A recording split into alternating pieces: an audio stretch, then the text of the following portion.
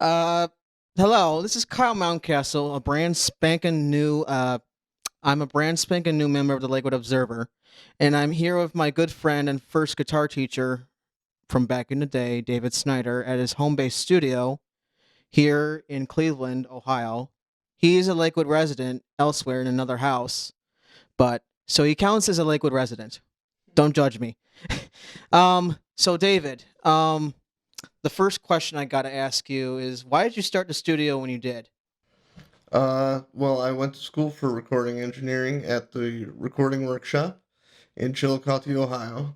I'd always had an interest in music and was a musician before that. And after leaving school, uh, I tried to get some work in local studios, and it didn't really pan out, and I decided to go into business for myself. Why did it not pan out? I believe a lot of it was maybe my lack of ambition, but also definitely a flooding of the market with plenty qualified candidates. Were you not qualified enough or were you? I think anyone looking back at that time in their professional career who's been doing it as long as I have, about 20 years, would say that they're probably not as experienced as they wanted to be. That's for sure. So I had a lot to learn, and I got there. Do you feel like the recording workshop actually prepared you for the real recording industry in Cleveland? Oh yes. I think along with the technical aspects of production and recording itself, they put an emphasis on people skills and navigating the personal relationships that keep every studio in every city across this country working and running every day. You're nothing without your personal relationships with clients and repeat customers, just like any business. So, how has the industry changed since you started out? I think the most prevalent that all of us can easily recognize would be technology for sure. Uh, as I said, I went to school in 2001, and here we are 20 years later. There's been some pretty broad advances in computing technology as well as digital recording technology, and the methodologies have changed quite a bit from that time as well, with uh, analog recording being at that time the main method of recording. So the shift from analog to digital in many studios is probably the biggest major change in the industry, and the advancement of the quality and capabilities of that digital recording environment. Do you feel like, even with all the technology advances, do you feel like the industry is getting more like pre planned and like there's a formula you have to follow no matter what you do? Yeah, I think in any regard, as far as the big business of the music industry, there are plenty of ways and pitfalls to falling into sort of contrived or formulaic ways of producing or ways of creating and viewing the studio as an instrument within itself, the recording process as a creative vehicle, I think is a remedy, one of the remedies to that. And also, um, the tendency as a producer to be able to step back and not force your opinions necessarily on the artist and let the artist's uh, creative output be truly their own. So I think the remedy to any kind of formulaic or predisposed notion of how things are done is purely creative. You know, from an engineer's or producer's excuse me, from an engineer's or producer's perspective, or from the artist's perspective, is about never being afraid to challenge oneself and to challenge what you understand. I feel like the artist has to challenge more. If you're working with the plethora of rappers in this city, Cleveland, there's already too many people doing the same thing, the trap thing over and over again. So, um There's too many people going for the vanity of it. I feel like of artists, and they're just trying to get to the fastest ticket to fame and money. And I don't know, man. Like, how do you feel about stuff like that? I mean, what you said about people falling into the pitfalls of recycling old ideas. I think staying original is super important as an artist, and that goes for all genres. And what what you said about people falling into the pitfalls of recycling old ideas. I think uh,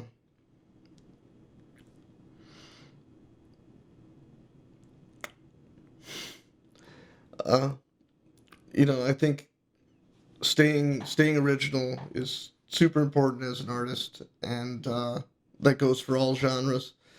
And once again, I think feeling the need for one to meet the demands of the market versus one's authentic voice is always a challenge for an artist of the desire and the push to break out versus uh, the feeling of sharing one's authentic voice and art with that same industry and changing the dynamic of what is uh, preferable in the mainstream and uh, what sells. The best artists are those who have challenged what is selling and created a new paradigm for what sells. You can look at decades of R&B, soul, and uh, rock musicians, particularly throughout the from the 50s to the 80s and beyond. Just that small pocket of time, you could look at that and see the way what pop music meant shifted so easily, and it really was dependent on smart and talented artists challenging that same definition of success and definition of palatability to audiences. As a follow up to what I just said, let's give you a hypothetical scenario. You're 12 years old, 12 to 13 roughly, in 1978, and you hear the song "Run of the Devil" for the first time on the radio in your dad's car. And what's your first reaction to that? Yeah, I think I would be kind of blown away by of course, the well-known, pretty virtuoso-esque guitar work by Eddie Van Halen, and the as I said, the paradigm shift of what popular music means that they sort of were a part of in that era. A lot of rock critics hated them, though. Why do you think they hated Van Halen? I think, unfortunately, as far as acts of that era go, they kind of, along with a few others, made themselves at times easy to hate because of their sense of bravado and over the top sort of, their front man was famously high energy and very humorous usually. So, when we're having fun and making music uh, and being silly, sometimes it's hard for people to see past that to the artistic depth. And I think that was a challenge of a lot of artists is staying fun and exciting, but also having a sense of artistic depth that allows us to get into the seriousness and authentic output that we want as artists. I have a hunch that the rock press around the late 70s, the tail end of that decade, was leaning towards the English punk rock thing, and I think I'm correct. But what do you think about that? No, I mean the importance of things like the Clash and Sex Pistols and the beginning and the end of the Misfits that happened in that era. There were so many, some short-lived, uh, some stuck around for decades, artists that were part of that movement, were part of that English punk movement that you know they understood their musical history, and it showed in their influences, showed in their performance, in their creations. And you know, as I said, it's an uneasy shift always for audiences to be challenged with something new. Uh, and it's about, balancing that, as I said, that authentic and true to oneself artistry with what will be palatable to a broader mainstream audience. So why did the rock press like embrace punk and not Van Halen? What do you think about that? That's my original question that I asked before. Um, I think part of it could be the perception of punk coming from a more working class kind of place, whereas a band like Van Halen very much personifies the LA music scene, glitz and glamour and over the top uh, nature of music. And very easily one could say that punk was sort of at the ground level with the rest of the people, and uh, maybe when they first came out, Van Halen was shooting a little bit over everyone's heads, and it took a while for people to understand where they were coming from, what they were doing musically. I feel like the American punk scene took about 14 years to actually become obvious to the general public because in 1991, 14 years off from 77, Nevermind by Nirvana comes out, and that changes the game of the alt rock or the punk rock, whatever the hell you want to call it, scene in America. No, for sure. I mean, just from my personal experience, being born in 1980, uh, I listened to plenty of stuff like Van Halen or Michael Jackson, MC Hammer, all the popular music of the era as a child, that was mostly around me rather than the music I necessarily always chose.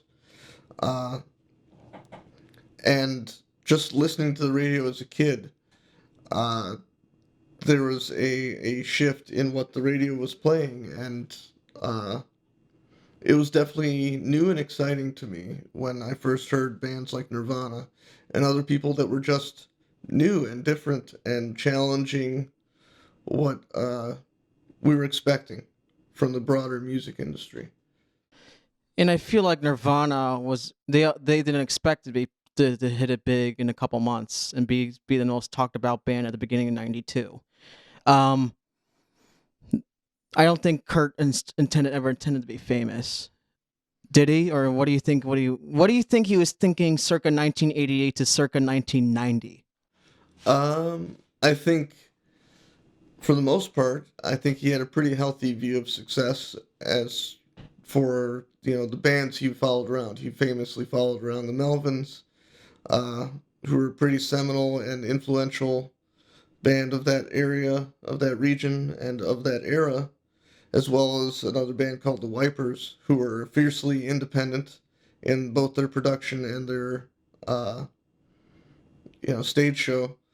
And I think having that healthy view of success that isn't necessarily with the broader mainstream, but being beloved by one's maybe somewhat smaller fan base was an important aspect. I think that was driven home for him early on in his career, and I think the idea of being a Van Halen was not what he was looking for from the industry for as far as praise. He wasn't looking to be necessarily the next biggest thing. He was just, in my opinion, looking to get acknowledgement for the efforts that he put into doing something special and original. And the famous quote that a lot of us have heard was that when asked who his favorite Beatle was, he famously said Ringo, because he just did his thing and was in the back. Nobody really noticed him unless he was trying to be noticed. And I think that's definitely influenced me a little bit hearing that as a young musician myself. It's that it's about the integrity of what you're doing more so than the flair or amount of spotlight one is given. All right, we're gonna move on. That was a tangent, but I like that tangent. Um, so what are your pet peeves as a studio engineer?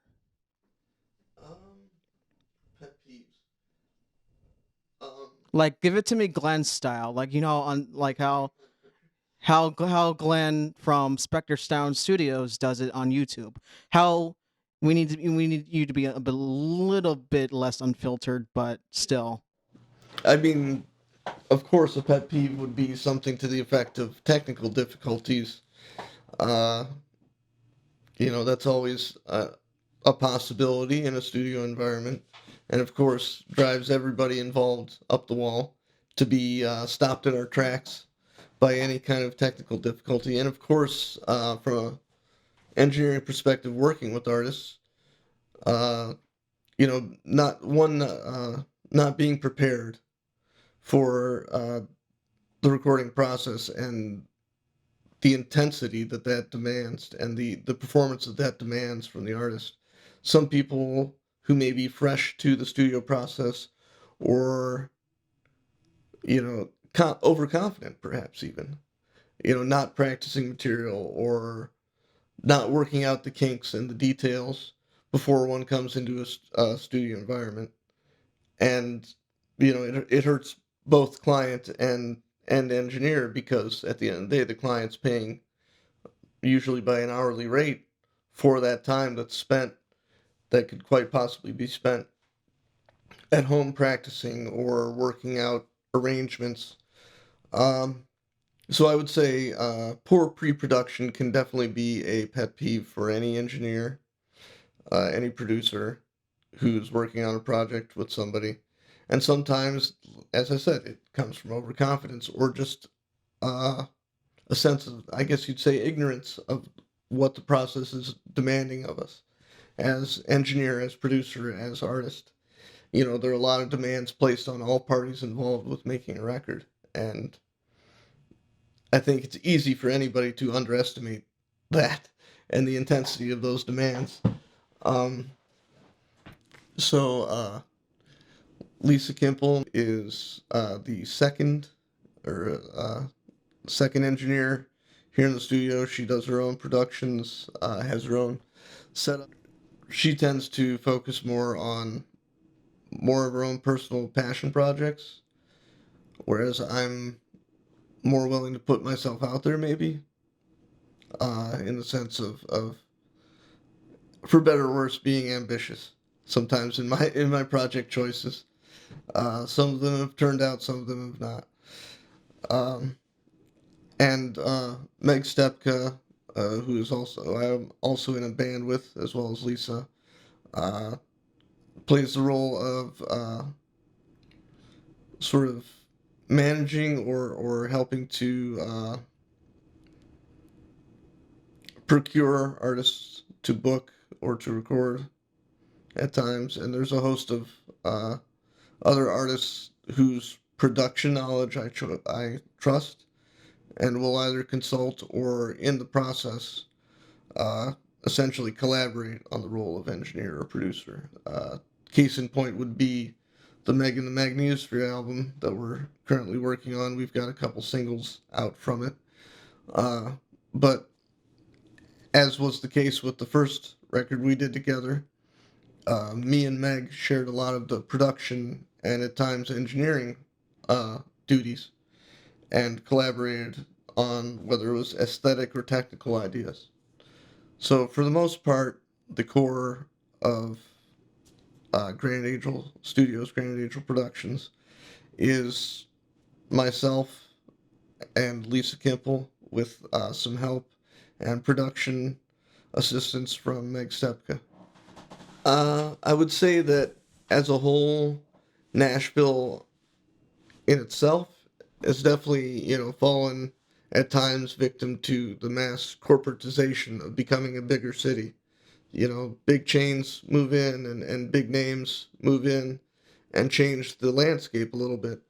And, you go down the main strip in Nashville, it's a lot of big names, Luke Bryan opened a bar, Kid Rock opened a bar on the main strip in the downtown of Nashville.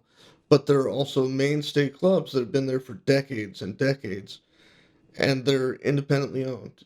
So there's a range, but for the most part, I would say the gentrification aspect that you're mentioning has definitely hit Nashville to a degree, and East Nashville, I would compare it with Cleveland's Tremont or something to that effect.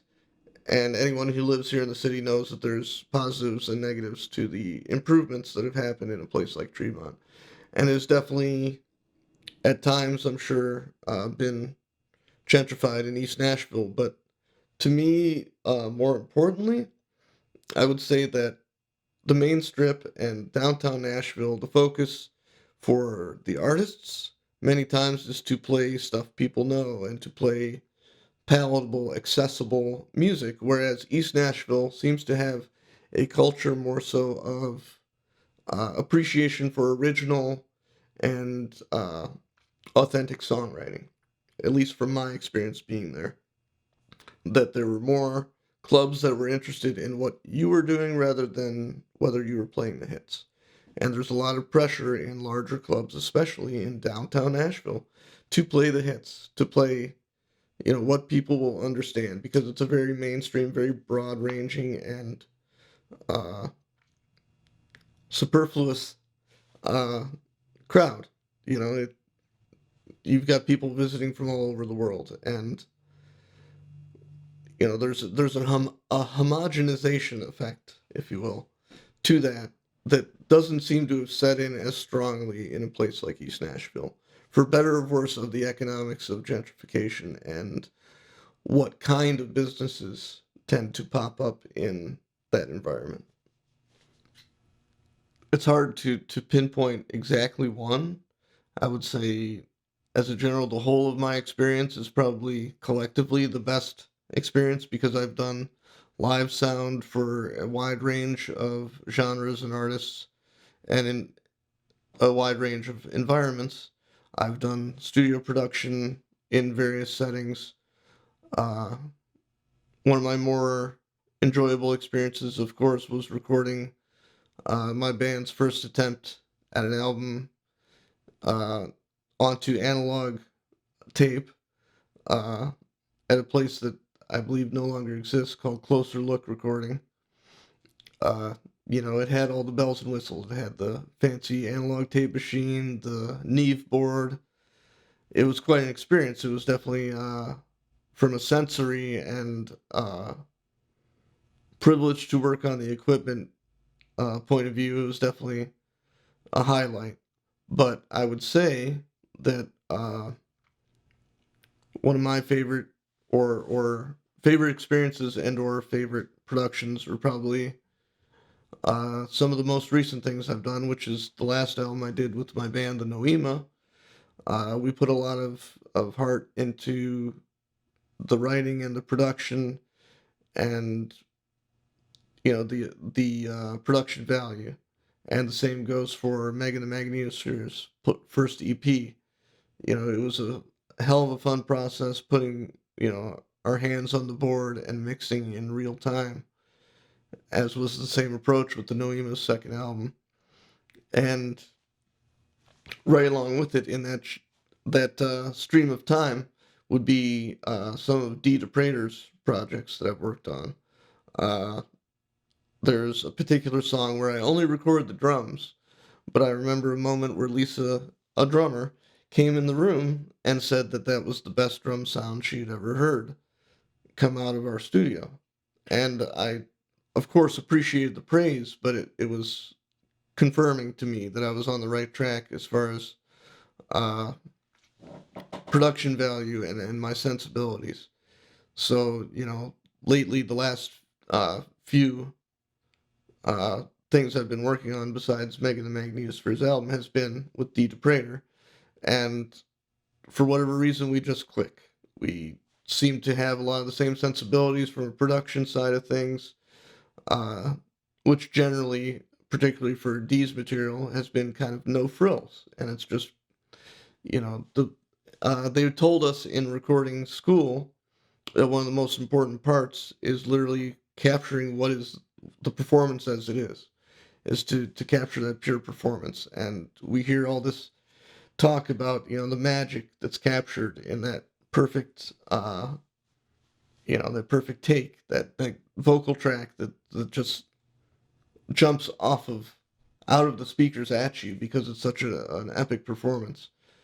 You know, we've got YouTube full of tons of examples of, uh, you know, so and so's vocal track isolated, and you just get to hear them sing a cappella. And it's that studio, that moment that's captured in the studio, that pure performance and, you know, authentically and you know, objectively excellent, you know, performance that's irreplaceable. Who is the prime example of that in your experience? Of the perfect performance, the perfect take, the most amazing performance caught on tape. By me? That yeah, by you, but whoever you've worked with. Yeah, yeah. No, that's why I was asking the question of whether you meant uh, throughout history or through my experience.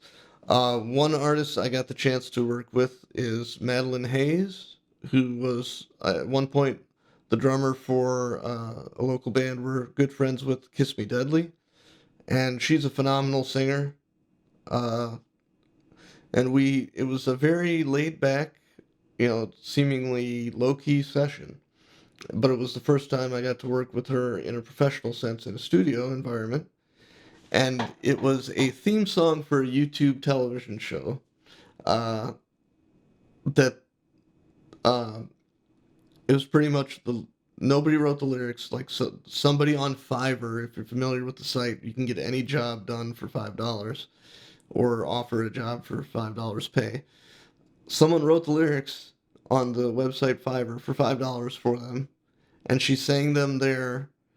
Uh, you know, having never read them before. Uh, one, we probably did 3 takes total, and you know, first take is a warm up, whatever. That's anybody is to be expected. Second take was pretty solid. Third take was, you know, equally solid. But there was something about that second take. There was just so much power in her voice and just the delivery. And there was a flaw in the recording. There was actually like a little bit of uh, she had overdriven the mic because she has a very powerful voice. And we decided to keep it because the performance itself superseded any sonic imperfections. And that was probably the most epic. You know, she just came in, she did her takes. She didn't run out the door, but, you know, she came in, did her takes, got out. And did so with immense professionalism and an immense amount of talent. And it was just, you know, I was instantly blown away. I'd heard her sing with the band, I'd heard her do other things that were plenty impressive. But to see that in action, to see the ability to adapt as an artist and as a performer to whatever is being thrown at them, that was very, you know, it made me gain a lot of respect for her and her talents, and uh, wish for that kind of experience from anybody I'm working with, that they could be A, so well prepared, but B, you know, be ready, being so ready to give the performance of their lifetime, if you will. You know, she's gone on to do much more impressive things than just a simple and has previously done much more impressive things than just a simple theme song for a YouTube show. Uh, but it was that little shining example that was, you know, it was definitely a highlight moment of feeling like I was part of the studio magic that captured that moment in time that's irreplaceable, and seeing the artist do exactly the same to create that moment in time that is irreplaceable and only possible through their efforts and talents and capabilities. You know, it was definitely a enlightening experience. All right, that's does it for the questions I wrote down. But I'm going to ask you a couple off the cuff questions. If you had to choose for one record store to keep going to the rest of your life and no other record store, which one would you choose? Do those still exist? um, I have to say, I spent a lot of time in my youth growing up in the city of Berea. There was a place called The Shop, and their music department was pretty gigantic. That was definitely a place I hung out and spent a lot of time in. Of course, anyone in Cleveland knows about the Record Exchange. It was definitely a place. There's a few places that are in Lakewood that definitely I spent a lot of my teenage years and early 20s in. Uh, was it Extreme Records? Used to be over by the Fantasy. There was Platypus and My Mind's Eye.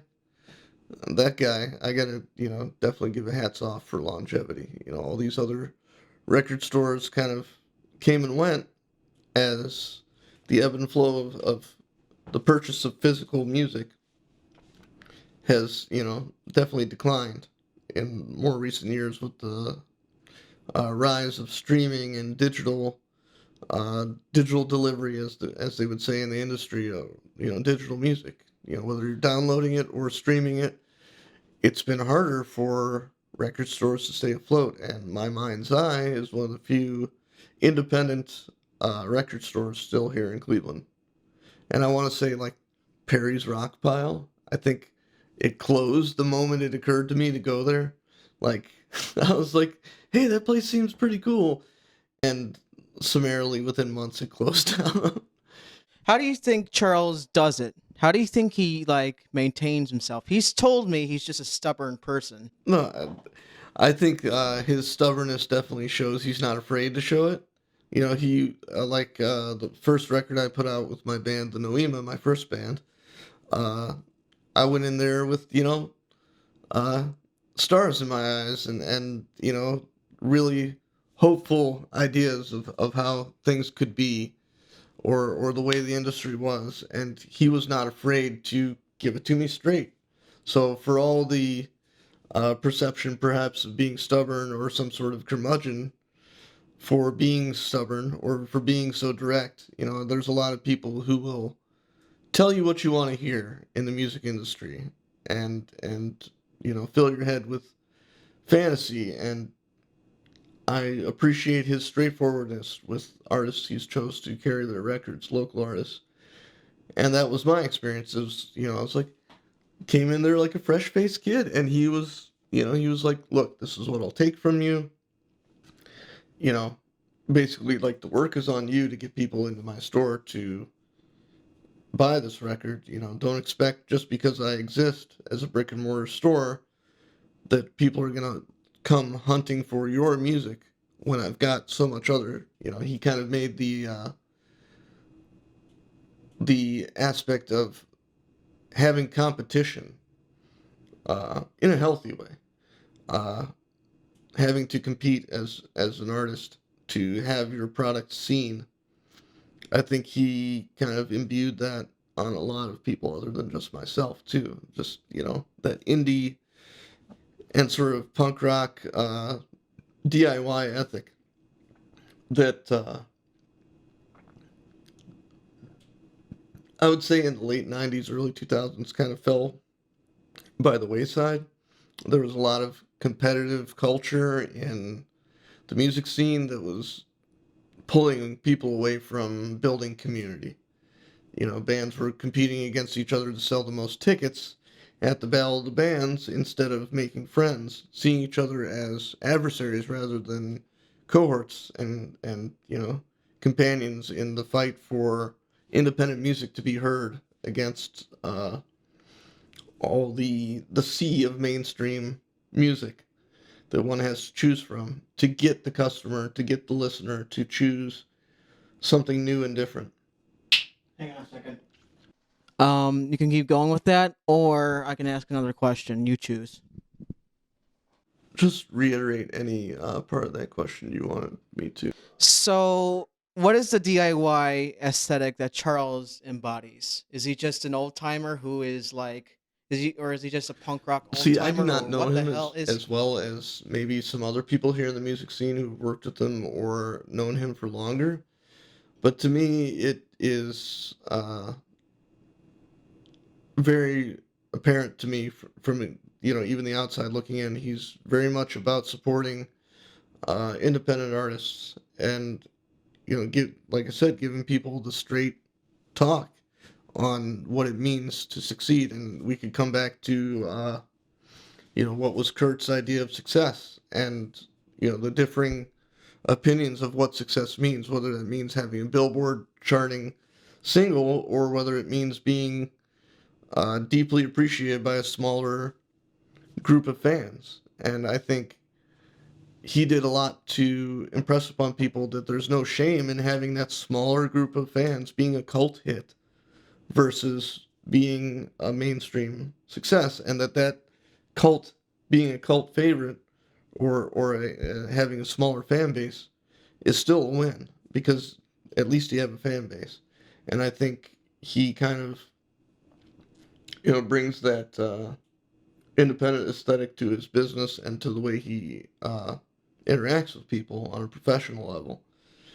Uh, you know, One great example is like somebody like Paraboo or somebody like that.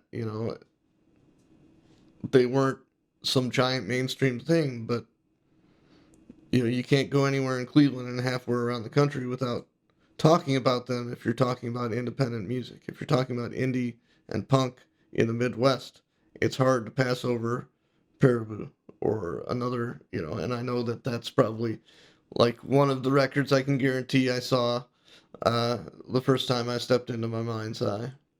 You know, Can you tell me about that experience? uh, I was a teenager. I was probably just browsing the first time I went in there, and it was just, it was like a kid in a candy store. Everything you've never heard of, and then all the things you knew you were looking for. Uh, and that was, kind of a prevalent thing in Lakewood specifically at that time. There were a lot of, as I said, independent record stores that offered alternatives to the Sam Goodies, to the FYE or whatever, giant chain of record stores that are just trying to sell you that week's top 10. You know, I think his lack of concern for what the mainstream industry wanted was powerful. It indicated that to artists who were trying to sell their records, who were trying to get support for their community, that he was one of them, that he was there to support their success before he was going to hand over his name to, Milli Vanilli or somebody else, Madonna, somebody huge in the mainstream that doesn't need anybody's help.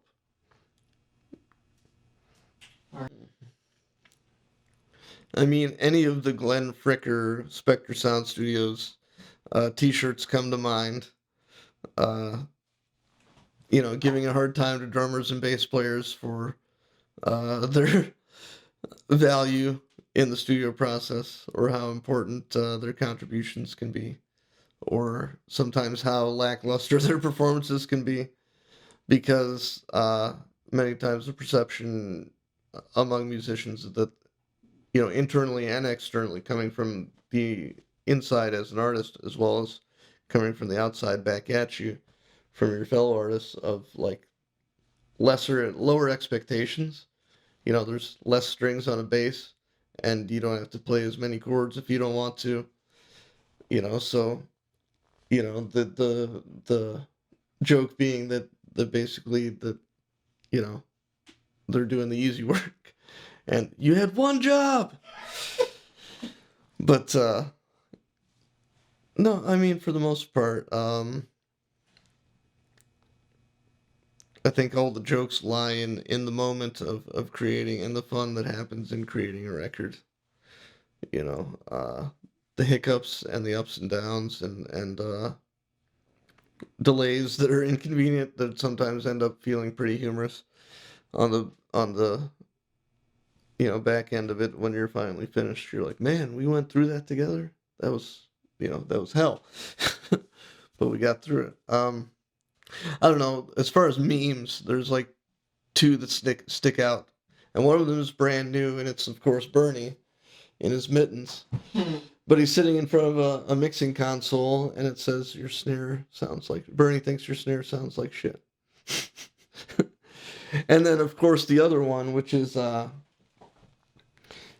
waiting for the next so and so album, and it's just a skeleton at the mixing board. And you could apply that to like, a million bands that you've been waiting for their next album to come out. Tool is a great mainstream example who takes a very long time to put out their next record. And, skeleton crippled over at the board waiting for the next Tool album.